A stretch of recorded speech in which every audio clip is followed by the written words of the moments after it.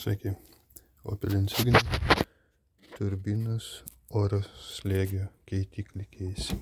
Randasi štai čia jisai.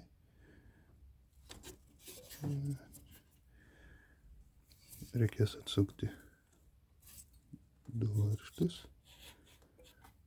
ir atjungti laidą.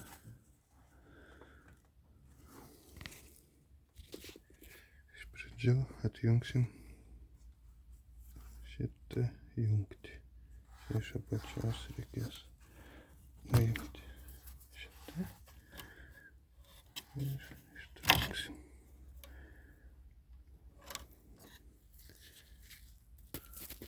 Dabar reikės atsukti šitus du varžtelius.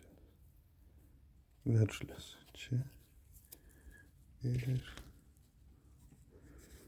štai čia.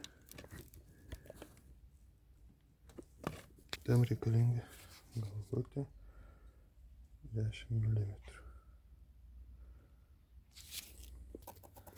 Taigi atsukom.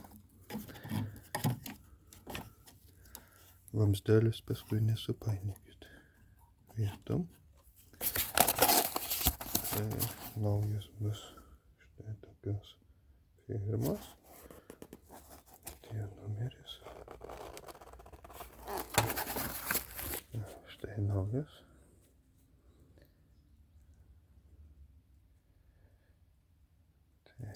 Ir dabar nuimam žarneles, uždėtam čia ir prisukam. Taigi, naujas oro slėgio keitiklis vietoj, pajungiam elektros padavimą ir viskas. Keitimo priežastis dėl to, kad pradėjo kaukti. Ačiū už peržiūras.